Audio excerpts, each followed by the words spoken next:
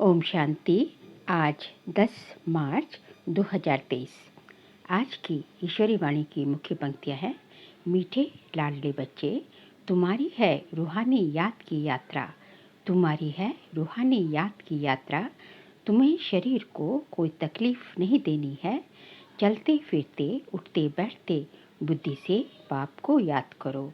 प्रश्न है, सदा खुशी किन बच्चों को रहती है? स्थायी खुशी न रहने का कारण क्या है? उत्तर है, जो पुरानी दुनिया पुराने शरीर से ममत्व तोड़ बाप और वर्षे को याद करते हैं, उन्हें ही स्थायी खुशी रहती है। जिनकी याद की यात्रा में माया के तूफान आते, अवस्था ठंडी हो जाती, उनकी खुशी स्थायी नहीं रहती। जब तक भविष्य राजाई इन आंखों से नहीं देखते हैं, तब तक खुशी कायम नहीं रह सकती। गीत है, हमें उन राहों पर चलना है। ओम शांति। ये बाप कहते हैं बच्चों प्रति, ये तो समझने की बात है, इतने बच्चे सिवाय प्रजापिता ब्रह्मा के और किसी के होते नहीं। श्री कृष्ण को कभी प्रजापिता नहीं कहा जाता। नाम गाया हुआ है ना, प्रजापिता ब्रह्मा। जो होकर गए हैं वह इस समय प्रेजेंट है। तो प्रजापिता ब्रह्मा की संतान ब्रह्मा कुमार कुमारियां ढेर हैं। ये है प्रजापिता ब्रह्मा की औलाद। तो जरूर प्रजापिता ब्रह्मा का भी कोई बाप होगा ना। बच्चे जानते हैं हमारा दादा परमपिता परमात्मा शिव है। वह अब नई दुनिया रच रहे हैं, अर्थात पुरानी दुनिया को नई बना रहे हैं। इस पुरानी दुनिया में ये तन भी पुराने हैं। नई दुनिया में सतो प्रधान नए तन होते हैं। वह कैसे होते हैं देखो, इन लक्ष्मी नारायण को। ये है नई दुनिया के नए तन। इन्हों की महिमा भारतवासी जानते हैं। यह स्वर्ग नई दुनिया नए विश्व के मालिक है। नई दुनिया जो थी वह अब पुरानी है। 84 जन्म लेने पड़ते हैं ना, इनका भी पूरा हिसाब है। कौन पूरे 84 जन्म लेते हैं? सब तो नहीं लेते। 84 जन्म सिर्फ वही लेते हैं जिनका आदि से अंत तक पाठ है, जो पहले इस सृष्टि पर थे। हर एक बात लाडले बच्चों को धारण करनी है। यहाँ कोई मनुष्य को नहीं समझाते। ये तो निराकार परमपिता परमात्मा मनुष्य तन में बैठ समझाते हैं। बलिहारी उनकी है, वह नहीं समझाते तो हम कुछ भी नहीं जानते। हम तो बिल्कुल तुच्छ बुद्धि थे। अभी रचेता और रचना के आदि मध्य अंत को जाना है। हु इज हु इस बेहद ड्रामा में सबसे मुख्य पाठधारी कौन कौन है? ये अविनाशी बना बनाया ड्रामा है। गाते भी हैं बनी बनाई बन रहे, अब कोई बनने नहीं। गायन भक्ति मार्ग में करते हैं, परंतु ये अभी समझाया जाता है कि ये ड्रामा का खेल कैसे बना हुआ है।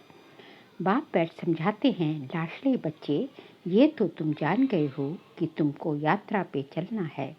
मनुष्य यात्रा पे बहुत कष्ट सहन करके जाते हैं। अभी तो एरोप्लेन ट्रेन आदि बहुत सहज निकली है। आगे तो मनुष्य पैदल यात्रा पर जाते थे। चलते चलते तूफान लगते थे, मनुष्य बेहाल हो जाते थे। फिर कोई वापस लौट आते थे। तो आधा कल्प द्वापर से लेकर जिस्मानी यात्रा चलती है। भक्ति मार्ग में मनुष्य यात्रा पे क्यों जाते हैं? भगवान को ढूंढने के लिए। भगवान कहीं बैठा तो नहीं है। भगवान के जड़ चित्र पूजे जाते हैं। जो होकर जाते हैं उनके जड़ चित्र बनाते हैं। चैतन्य में तो भगवान मिल ना सके। शिवलिंग आदि ये सब जड़ चित्र हैं। जड़ चित्रों को देखने के लिए यात्रा करते हैं। ये एक भक्ति मार्ग की रस्म है। जानते हैं, परंतु कोई की भी बायोग्राफी को नहीं जानते कि ये कौन है, कब आए थे। शिव जयंती मनाई जाती है, परंतु उनको भी जानते नहीं। आजकल तो इस उत्सव को भी उड़ा दिया है, क्योंकि इनका नाम रूप आदि प्रायलूप होना ही है। अभी तुम जानते हो, ऊंचे ते ऊंच ज्ञान का सागर सुख का सागर है। सागर से अभी हमको ज्ञान मिल रहा है। वही बेहद का बाप अभी प्रैक्टिकल में है। अमरनाथ भी शिव बाबा है ना, दिखाते हैं बर्फ का लिंग बन जाता है।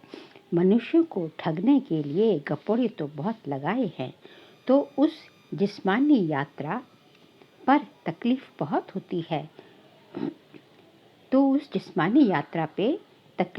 होती है ये है रूहानी यात्रा। इसमें शरीर की कोई तकलीफ नहीं। तुम बच्चे समझते हो हम बेहद के बाप के बच्चे हैं। भक्ति मार्ग में जन्म जन्मांतर याद करते आए हैं। अब स्मृति आई है। बाबा कहते हैं तुम 63 जन्म ढूंढते ढूंढते उतरते गए। पहले एकदम कड़ी नौदा भक्ति करते हैं, फिर भी दुनिया को तमो प्रधान तो जरूर होना है। झाड़ वृद्धि को पाता है जरूर। एक भी मनुष्य वापिस मेरे पास आ नहीं सकते। नाटक में सबको अपना पाठ बजाना है। सतो रजो तमो में आना ही है। नंबर 1 को ही मिसाल लो। नंबर 1 लक्ष्मी नारायण सतो प्रधान थे, अब तमो प्रधान है, जिसमें ही फिर शिव बाबा ने प्रवेश किया, क्योंकि इनको ही फिर नंबर 1 बनना है। फिर प्लस में माँ को देखते हैं रखते हैं। माताओं को लिफ्ट देनी होती है। पहले लक्ष्मी फिर नारायण।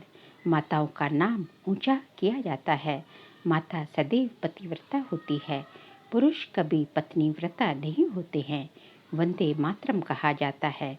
इस समय तुम बाप के बने हो तो तुम हो जाते हो ब्रह्मा कुमार कुमारी।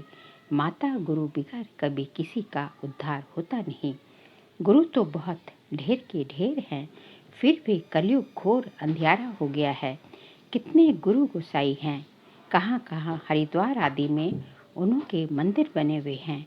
नहीं तो वास्तव में मंदिर उनको कहा जाता है जिसमें देवताएं होते हैं। सन्यासी लोगों का कभी मंदिर नहीं होता। मंदिरों में तो देवताएं ही रहते हैं, क्योंकि उनकी आत्मा और शरीर दोनों पवित्र हैं। इन महात्माओं की भल आत्मा पवित्र है, परंतु शरीर पवित्र मिल नहीं सकता, क्योंकि तत्व भी तमो प्रधान है। अभी तुम देवता बन रहे हो, बनाने वाला है परमपिता परमात्मा शिव। ये है सतो प्रधान संन्यास, वह है रजो प्रधान संन्यास। ये बाप के सिवाय कोई सिखला न सके, तो बाबा ने समझाया है कि वह है जिस्मानी यात्रा, ये है रूहानी यात्रा। इसमें कर्मेंद्रियों का कोई काम नहीं, कुछ भी तकलीफ की बात नहीं, बहुत सहज है। वह जिस्मानी यात्रा अनेक प्रकार की है, ये रूहानी यात्रा एक ही है। ये है राजाई के लिए यात्रा। ये लक्ष्मी नारायण का चित्र सामने खड़ा है। दुनिया थोड़ी ही जानती है कि इन्होंने ये राजयोग की यात्रा कर यह पद पाया है। तुम बच्चे जानते हो इन्होंने ये प्रारब्ध कैसे पाई। कोई ऊपर से नई आत्माएं तो नहीं आई जिनको भगवान ने राजाई दे दी, नहीं। इन्हों को पुराने से नया बनाया हुआ है, जिसको जजुविनेट व काया कल्पतरु कहा जाता है। तो बाप बैठ समझाते हैं इन्होंने रूहानी यात्रा की थी, राजयोग बल की यात्रा से ये बने। बाप राजयोग और ज्ञान सिखाने आते हैं, तो अब तुम्हारी यात्रा चल रही है। तुम बैठे हुए या चलते फिरते उठते बैठते यात्रा पे हो। तुम सिर्फ बुद्धि से बाप को याद करते हो, याद से ही दौड़ी पहनते हो और तुम्हारे विकर्म विनाश होते हैं। जितना जल्दी विकर्म विनाश होंगे, उतना जल्दी बाप के गले का हार बनेंगे। तुम अब वह 4 धाम आदि नहीं करते हो। वह सब भक्ति मार्ग के जिस्मानी तीर्थों पर जाएं, वहाँ से फिर लौट आकर घर में विकर्मी बनते हैं। जितना समय यात्रा पे रहते हैं, उतना समय निर्विकारी रहते हैं। आजकल तो हरिद्वार में जाकर देखो, पंडे लोग बड़े गंदे रहते हैं। लोग यात्रा पे जाते हैं तो पवित्र रहते हैं, और वहाँ के रहवासी पंडे लोग अपवित्र रहते हैं। तुम्हारी यात्रा कितनी स्वच्छ है, कुछ भी धक्का आदि नहीं खाना है। बाबा कहते हैं लाडले बच्चे, उठते बैठते चलते फिरते सिर्फ मुझे याद करो। ये आत्माओं से बात कर रहे हैं। आत्मा इन ऑर्गन्स द्वारा सुनती है, आत्मा मुख से बोलती है, आंखों से देखती है। आत्माएं इन आंखों से दिखाई नहीं पड़ती, ना परमात्मा दिखाई पड़ता। दोनों को दिव्य दृष्टि बगैर देखा नहीं जा सकता। समझा जाता है तब कहते हैं हमारे में आत्मा है। हमारी आत्मा दुखी है। हमारी आत्मा एक शरीर छोड़ दूसरा जाकर लेती है। आत्मा बोलती है। परमात्मा भी आत्मा से बात करते हैं। हे लाडले बच्चे, आत्माएं, अब तुमको मेरे पास आना है। मैं तुमको यात्रा सिखलाता हूँ। तुम पवित्र बनने सिवाय मेरे पास आ ही नहीं सकते हो। आत्मा पवित्र है। पहले पहले आत्मा सतो प्रधान है, फिर सतो रजो तमो गुणी होती है। शरीर भी सतो रजो तमो होता है। सतो प्रधान को गोरा, तमो प्रधान को सांवरा कहा जाता है। कितनी समझ की बात है। तुम जानते हो आत्मा और परमात्मा अलग रहे बहुकाल। सुंदर मेला सज गया जब सतगुरु मिला दलाल। अब आकर फिर मिले हैं। मनुष्य मनुष्य के साथ मिलेंगे, आत्मा आत्माओं के साथ मिलेगी। लेकिन आत्मा और परमात्मा का मिलन केवल इस संगम पर ही होता है। कलयुग का अंत और सतयुग के आदि के संगम पर ही होता है। आत्मा और परमात्मा दोनों का साक्षात्कार दिव्य दृष्टि से होता है, क्योंकि वह अति सूक्ष्म है, स्टार है। अब कोई भी साइंस घमंडी नहीं जो कह सके आत्मा की प्रवेशता कैसे होती है। इन बातों का उनको बिल्कुल पता ही नहीं है। मोस्ट बिलेवेड बाप है। भक्ति मार्ग में आधा कल्प भक्त भगवान को याद करते हैं। ऐसे नहीं कि सब भक्त भगवान को याद करते हैं। ऐसे नहीं कि सब भगवान हैं।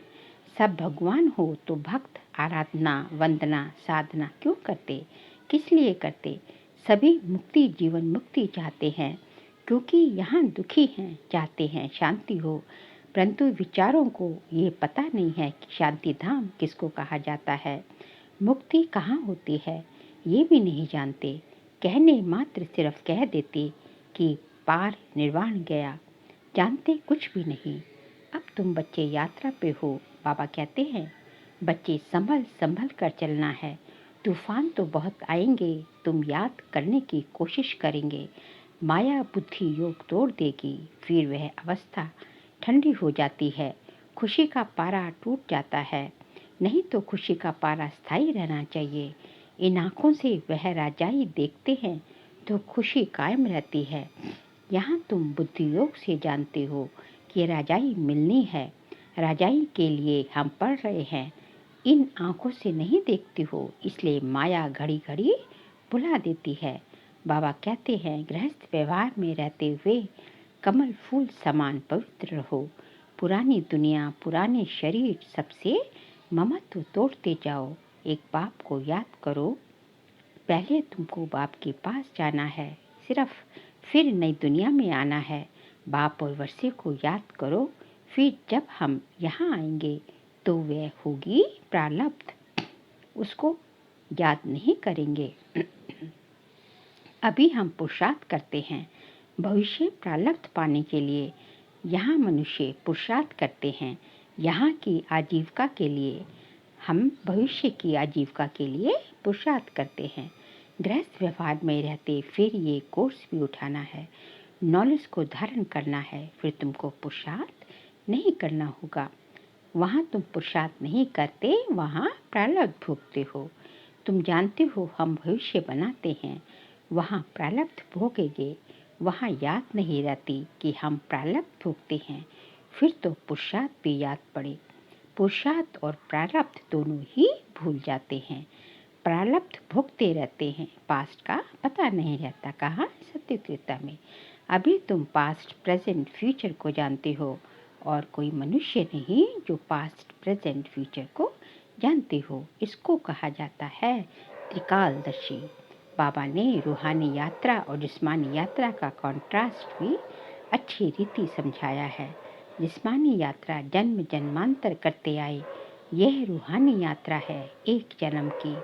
स्वर्ग में जाएंगे, फिर लौटकर इस मृत्यु लोक में आना नहीं है, फिर तो सतयुग में ही आएंगे। अच्छा, मीठे मीठे सिखलते बच्चों प्रति, सुदर्शन चक्रधारी बच्चों प्रति माता पिता बाप दादा का याद प्यार और गुड मॉर्निंग। रूहानी बाप की रूहानी बच्चों को नमस्ते।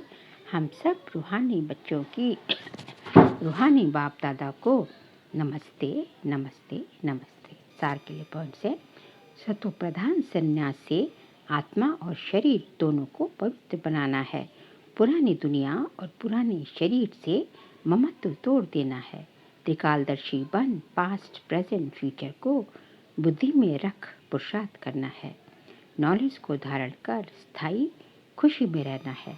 आज का बाबा का वरदान है, पुराने हिसाब किताब को समाप्त कर संपूर्णता का समारोह मनाने वाले बंधन मुक्त भव। पुराने हिसाब किताब को समाप्त कर संपूर्णता का समारोह मनाने वाले बंधन मुक्त भव।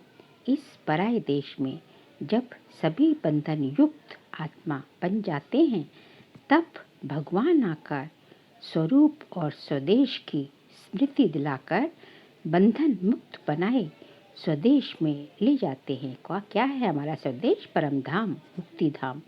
और स्वराज्य अधिकारी बनाते हैं। तो अपने स्वदेश में चलने के लिए सब हिसाब किताब की समाप्ति का समाप्ति समारोह मनाओ, क्योंकि बिगर हिसाब किताब के चुकतू किए बिना, बिगर हिसाब किताब के समाप्ति का समारोह बनाए बिगर हम वहाँ जा नहीं सकते। जब अभी ये समारोह मनाएंगे, तब अंत में संपूर्णता समारोह मना सकेंगे।